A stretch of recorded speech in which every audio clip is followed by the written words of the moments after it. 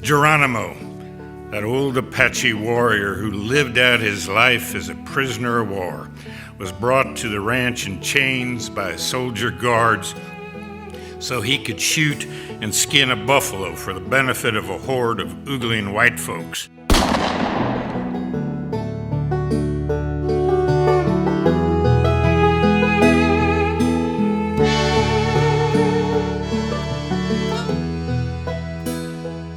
In the eyes of visitors, both foreign and domestic, the modern American West is still first and foremost the Wild West. And I think one of the best examples of how this came about is the story of a family in the empire they created, where literally the American West of reality merged with the West of myth. And that's the largest story I want to share with you.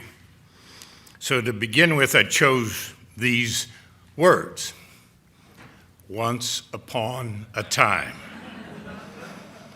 With those four simple words, I begin to weave the story of the Miller family and their remarkable kingdom. Once upon a time, a phrase most often used at the beginning of fairy stories, seemed the best way to commence my story about the 101 Ranch. Once upon a time in the far reaches of north-central Oklahoma, not far from the Kansas border, was a ranch empire of cattle, bucking horses, oil fields, and grasslands. The 101, as it should be properly called, at its zenith encompassed more than 110,000 acres, sprawling over parts of 4 Oklahoma counties. It became known far and wide as the wildest, the woolliest, and the most unusual operation of its kind in the history of the American West. As a 101 publication from 1910 put it, quote, "The 101 Ranch of Bliss, Oklahoma, owned by the 3 Miller brothers, is the wonder spot and the showplace of all the great Southwest. Here is ranching in all its old-time picturesqueness. Here are the thousands of cattle and horses, the unblocked trails and the cattle pastures, the unchanged cowboys and the Wild West girls, the roundup camps, the corrals, and many tribes of primitive Indians living undisturbed in wigwam, lodge, or roughhouse." Everything, and I do mean everything about the place, was done on a grand scale.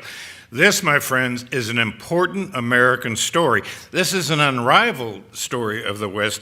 This is the quintessential story of how myth and reality often become one.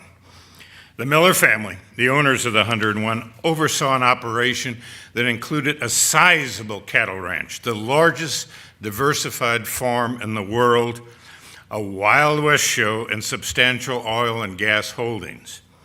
The Millers' domain, both in Oklahoma and later in California, also served as the cradle for the Western motion picture industry.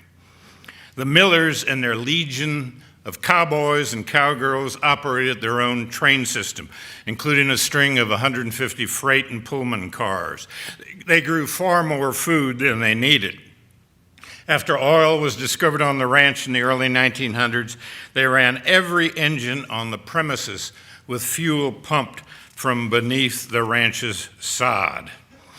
The holdings of the 101 included thousands and thousands of acres devoted to wheat, oats, corn, and forage. The ranch's immensity contained schools and churches, hundreds of miles of public and private roads. A telephone system linked the bustling ranch headquarters, known as the White House, to every single foreman and cow boss on the distant range. Mounted riders delivered daily mail to all sections of the ranch. At the popular 2-story 101 Ranch store, shoppers could purchase everything from a needle to a Ford car. Combining a department store and a trading post, it catered primarily to ranch workers, but also attracted a clientele from a radius of more than 100 miles. Hired hands were paid with paid with printed 101 folding money known as bucks, and with coins stamped from copper and brass known as broncs, because of the image of the famed soon-to-be stuntman Yakima Canute on a bucking horse emblazoned on the coins.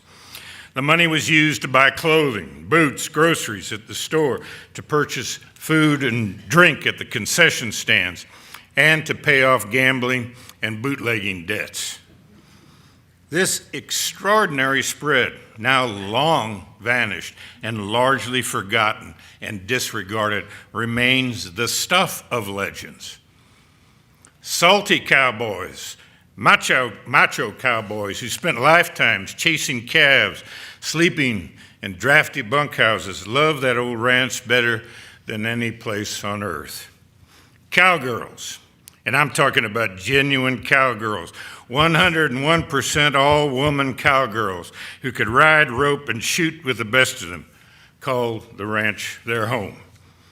All of them, man, woman, child, white, black, brown, red, renegade, and champion, all of them believed the 101 would go on forever.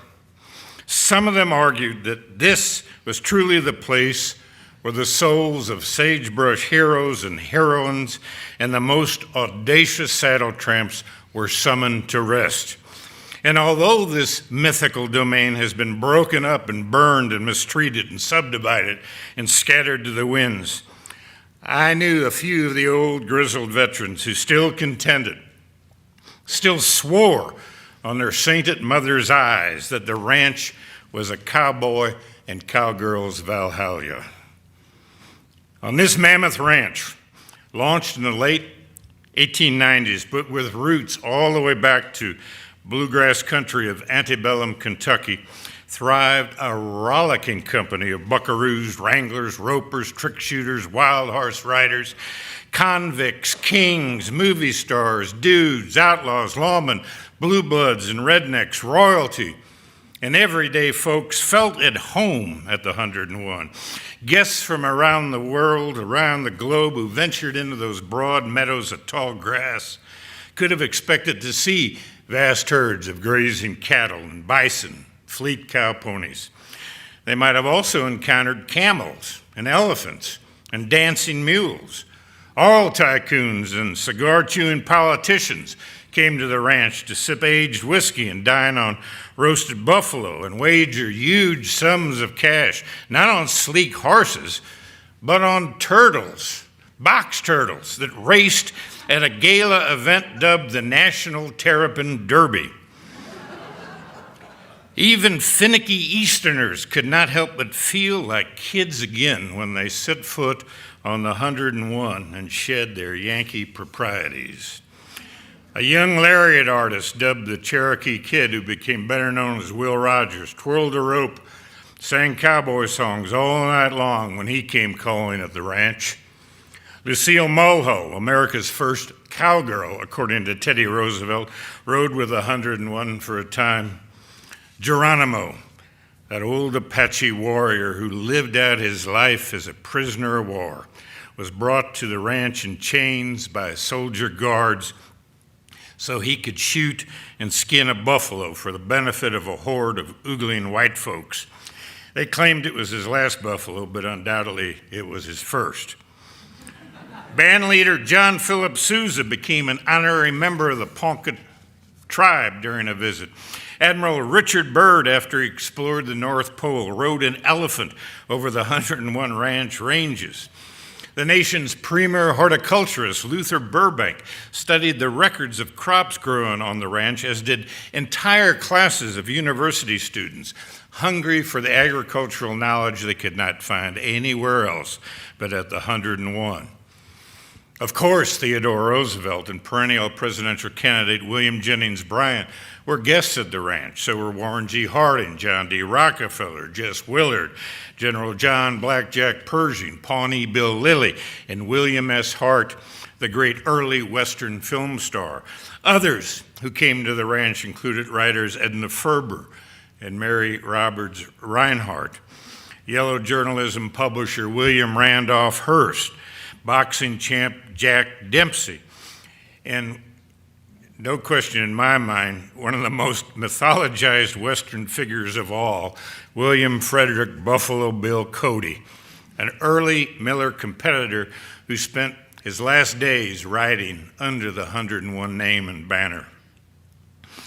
The Miller guests sat down to tender beefsteak bigger than saddlebags, served at that imposing stucco ranch headquarters, the White House, not far from the meandering and sometimes treacherous Salt Fork River. During the first 3 decades of the 20th century, the 101 Ranch Wild West Show was known around the world.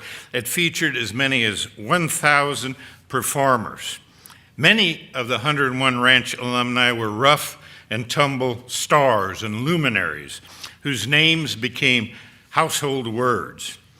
The costume figures pictured on the 101 Ranch show posters, which came to life on movie screens and during shows at hundreds of hometown arenas, helped to create an American consciousness of the West that would be manifested in early Hollywood films. Now, certainly, the men and women of the 101 were a flamboyant bunch. Bandits and lawmen with not six guns who spent most of their lives riding the range traveled with the ranch's Wild West circuit. So did a multitude of others. And sometimes their timing was impeccable. More than a few of them made the leap from real life to film just as the Western motion picture industry was being created at the ranch. Tom Mix, Hoot Gibson, Buck Jones, Ken Maynard, Yakima Canute, who later taught John Wayne, who was afraid of horses, how to ride a horse, and so many others saddled cow ponies and drew wages from the 101 Ranch paymaster before they became famous film stars. Ben Johnson Sr., daddy of Ben Johnson, the great actor, worked as a bunkhouse barber, and Elizabeth Taylor's mother acted in early Miller Brothers film productions on the Salt Fork. Bill Pickett, the fabled black cowboy who invented the rodeo sport of bulldogging, proudly rode for the 101 until the day he died, when the old hand was kicked by a Mustang in a ranch corral. During the ranch's glory years, extending through the 1920s, movie crews moved freely around the property among working cowboys and cowgirls. Sometimes outlaws, real outlaws, appeared in the movies or made movies of their own. On Sundays, free rodeos were held.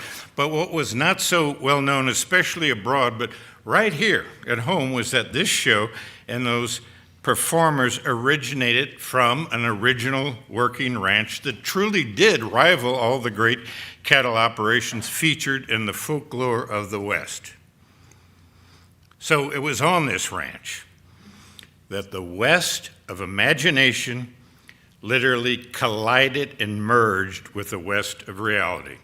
And sometimes that collision was gentle, and sometimes it was head on. Either way, it was a spectacle that can never be duplicated. But that was a long time ago. Once upon a time, as some might say.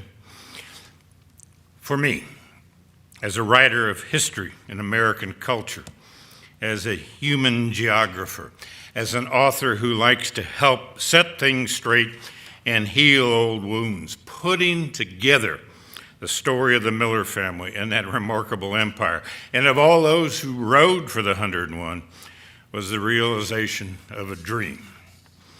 So researching and writing about this lively troop of wranglers and Indians and entertainers and others of the ranch, and weaving an explanation of the West of which they were so much a part, as I like to emphasize ad nauseum, where reality and imagination collided and became one.